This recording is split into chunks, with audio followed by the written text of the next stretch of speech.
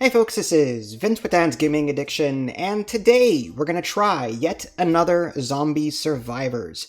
It's important to stress that what you're looking at here is the demo. This demo was made available during the Steam Next Fest for February 2023.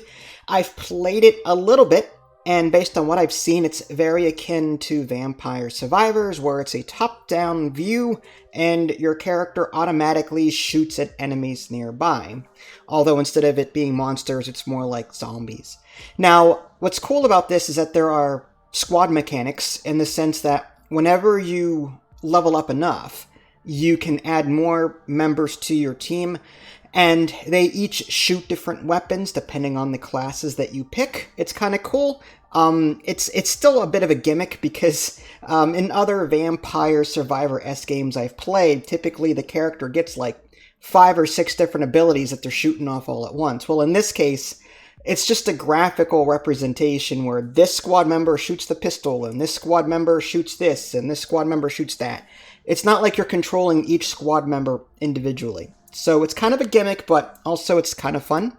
But let's go ahead and just take a quick look at it. Options menu, just pause if you want to see any of that in greater detail. Let's go to upgrades. There's a rogue light element to the game where there's permanent progression. You'll be earning these training points, and you can spend training points to upgrade various things. Hopefully there's going to be more than this in the finished game, but I don't know what the price is going to be either. If it's only like $1 or $2, then yeah, I can see this being fine enough, but there are so many games out there like Vampire Survivors where it's like, well, unless you do something a whole lot different or add a whole lot of content, it's going to get lost in the shuffle somewhere. But anyway, let's go ahead and hit start, and you can choose between different squad members. You have to survive 10 minutes to be the Huntress, or this ghost is not available in the demo version. There's some other characters not even unlocked yet. There's a SWAT member, tank, and engineer, and each of these have different leader perks. Let's go with, I guess the SWAT is fine, and I get to pick a level. There's 5 of them here, but only 1 is available there, so we'll click on that. Again, demos are not reflective of the finished product. So again, I'm just using WASD to move around. My mouse does nothing, by the way, so I might as well just move that off to the side. And that's just WASD, and you're picking up. Yep. You cannot force a reload, by the way. I've tried hitting R. That doesn't seem to force a reload or anything like that. There's also like no... Okay, on the upper left, there's actually a little handgun that is sort of counting down how many bullets you have left. Anyway, so like in other games like this, you'll be able to choose different perks as you level up. I can recruit the engineer, and that will shoot off... Yep, so now the engineer is shooting off some kind of electric field. Whatever. And then money, that's useful for getting skill points for permanent progression. Let's go with the automatic turret. Again, these things are all automatic. These things happen whenever they feel like it in the upper left there. Upper right-hand corner, you can see the green skill point numbers. Like, whenever you reach a certain cash value, that will give you 1 skill point for the permanent progression part. Let's upgrade our pistol. Okay. The automatic turret is nice, don't get me wrong, but it's not there all the time, so I want something that's going to be continuously firing. Although I have not really crunched the numbers to know what the meta progression is, if any, at this point. So we can unlock the tank and play with the tank. Again, he just follows us around and he shoots his own thing. I think it's a shotgun.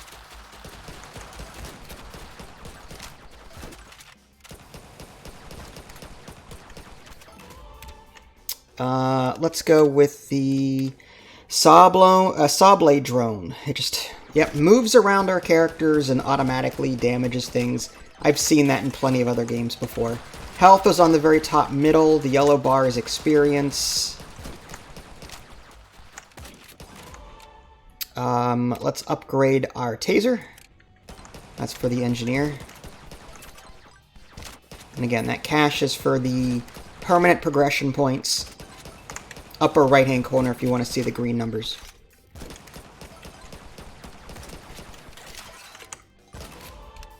Alright, let's upgrade shotgun.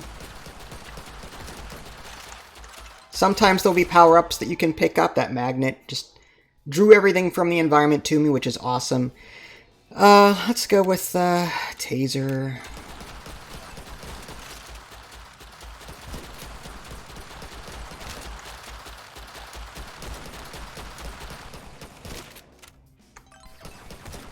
Over time, as you would expect, the enemies get harder. They start running at you, then beefier ones come out. I guess we'll upgrade the pistol.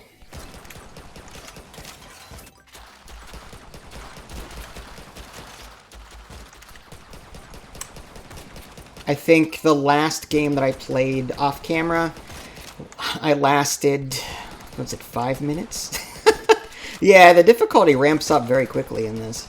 But again, that's the whole point of the whole permanent progression thing. You're meant to die quickly to start, and then over time you just start doing more damage because you're unlocking more things for permanent progression. Alright, diamonds are just more XP than the yellow ones. Yeah, I'll take that. Let's go with the shotgun.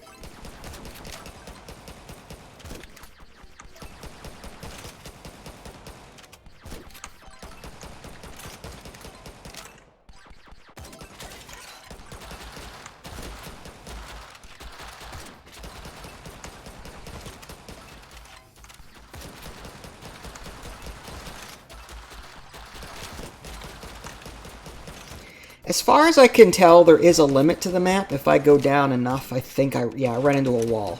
So there are some other games out there where it's an infinite map, but in this case, you're limited in space. I mean, as you can see, it's still fairly big. Unfortunately, there's no mini-map. That's one thing I would have liked to have seen.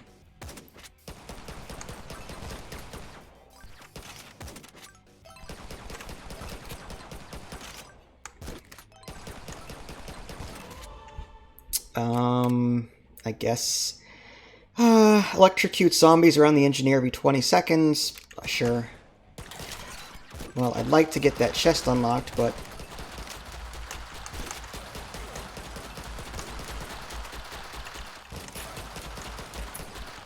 alright, I unlocked it. Let's go with pistol.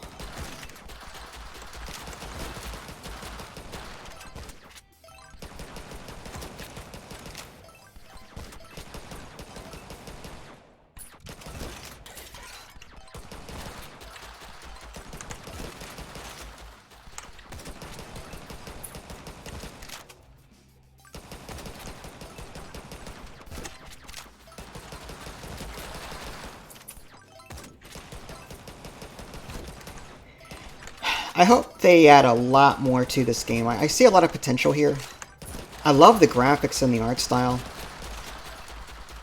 The gunplay is very satisfying for, even though you're not really doing anything. Let's go with the taser upgrade. Make ourselves more beefy.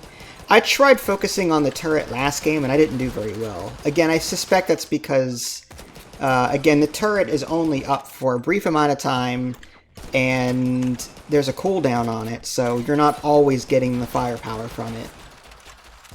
So it seems like, picking abilities that are sort of set to your characters, that's the way to go. There's the boss. I did not get this far. Alright, as long as I avoid him... Oh boy, no. I need to up my run speed.